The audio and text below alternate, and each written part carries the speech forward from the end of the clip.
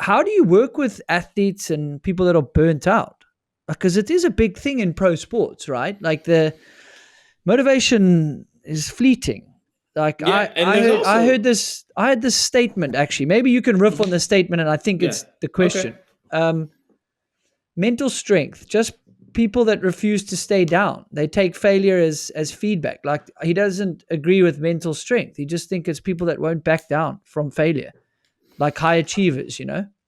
Yeah, I it's funny though because I think some people confuse mental strength with being obstinate or hard-headed. I don't view it that way. Um but I do think there's a certain amount of because at the end of the day we're talking about grit, which is kind of the buzzword of late, or resilience, kind of a softer way of saying that. Um, Finding that and building that, I think, is important for everybody. And usually, so I worked with an MD back in the day, and he would say, "You don't need a pill, you need a purpose." And I Ah, love that. And I love that interesting. saying. And I love that saying, one, coming from a medical doctor who actually prescribes medicine. But that's an interesting thought if you think about it, because there is something to having a carrot, whatever that carrot is, right? And not just like, oh, I want a new car. That might get you through the month or the year, but I'm talking like a desire, right? Something inside of you that you barely can even explain why you even want that thing. That will drive a lot of one intensity that would also drive and that's what you're going to want to pull from when you are digging deep when you're tired, because you talked about being burnt out from a motivation standpoint. That kind of can come and go, but there is an actual physiological aspect to burnt out too, right? We talked about recovery, just from a race weekend. But yeah, you could be burnt, you could be motivated and mentally ready, or at least wanting to, and literally not be able to, because you're just flat and tired and you know not able. um so I think having that other thing that gives you a break, like mountain biking or surfing or whatever that other thing is, even hanging with your friends. For me, during my career, what helped me a great deal was that not everybody I was around were bike people. I mean, a lot of my friends were, friends from college, and they go to football games and tailgated, and they, hung out at the bar on a Friday night. But I loved hanging out with them because it was just so not just bikes all the time. And this is from a person who loved what I do. But that was a fresh look on things, and it also made me appreciate it too, because these guys are going to work 9 to 5. They graduated school, and it's like, okay, let me get a job. And so that helped me appreciate, what I did, meaning, having the well, I guess there was a lot of concessions to be a professional athlete, but there's also a lot of freedoms to that too. Yeah. Um, you know, Training wasn't 9 to 5, even though we trained hard. I'll put it that way. The ability to purchase a home at a young age, and the ability to travel the world, and all this other stuff, whether their times were good or bad, I still had these kind of perks of the job.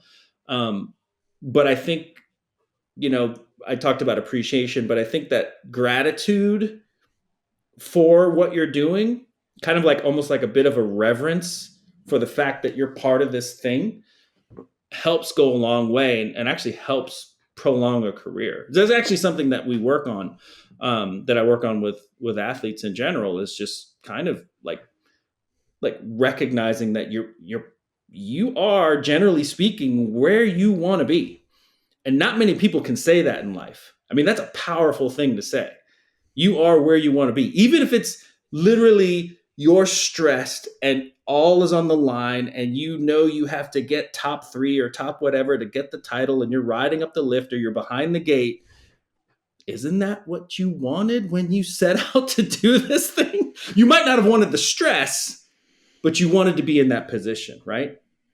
And so if you can shift that focus from like, oh my gosh, I'm stressed and I don't like it, to, oh my gosh, man, this is kind of working. It's worked so far.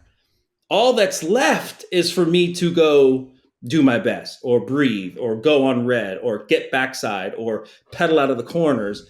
Then that stress turns in, you can channel that stress into the correct energy and allow yourself to do what you're trained to do. Results may Yeah. vary, and that's just the hard facts. No, I love that. I love that. So you're helping your athletes like with perspective and maybe reframing the moment. Because when you said that, I was like, yes, like you can't want to be a pro athlete and just get all the good. Like you can't want to be the wealthy guy. You have to take his whole life. I'm really like meditating on this. You want to be jealous of this guy, that's fine, but you got to take his whole life. Oh, Elon Musk, he's amazing. No, you got to take his whole life. Take all his stress, sleepless nights. I don't know what his family life looks like. It looks a little complicated. Won't lie. Look from the outside, it looks a little wild. Don't know if I want it. I don't know if I want it. I don't know if I want all that hate online. I'm just saying, like, as an example. And then, so it sounds like you're helping your athletes, like, reframe that moment. Yeah, you're stressed. But this is because you want to be there. Like, you're in the top 0.1% in the world. Like, you have made it. And you've got to be grateful for where you are. And that comes with the territory, right? So what do you do when someone's like, I qualified fastest. I got to go up last man down this damn hill. Like when you get that call the night before, what would you say? What would it look like? Well, I'm hopeful. Well, back in the day, I did get the call the night before. Truth. Yeah. Okay. Now I know to work with a person so I'm not getting that call. Yeah. Totally. There's a little bit more extra preparation. Yeah. I preach this radical ownership, radical honesty, radical acceptance, radical responsibility thing. And that's, you touched on it. It's the whole life. Like you don't necessarily just get to cross the finish line and accept the check without all the other stuff that's associated with it. Don't get me wrong. It might be easy for you. Chances are it won't be, but it might be, right? But the truth is, if you're at that place where you are the last person to drop in, I think we have developed by this point a system or way, one, not only to get you to the point to where you're qualifying more consistently and you're moving up in the ranks and all that other stuff, but you have an operationalized way to manage your emotions and calm yourself just enough to drop in and do the thing. But part of that is actually recognizing like it's going to come with a whole bag of everything. If you're excited and confident, great. If you're a little bit stressed and anxious, okay, we'll work with that too. But part of it is actually like not running away from the negative feelings and emotions that you have. Part of it is actually like, I'm not saying move toward it, but definitely it's just accepting it, right? I always use this example of like, I always ask people how you make a peanut butter and jelly sandwich. I don't know what the equivalent is in South Africa, but how do you make a peanut butter and jelly sandwich? Peanut butter and jam. That exists. Okay, jam. Okay. Like the rest of the world calls it jam, but Americans seem to call it jelly. But okay. Well, because there's jelly, there's jam. I think there's something else. There's also fruit spread. But anyways, we could talk about culinary things when we see each other in the future. So how do you make a sandwich?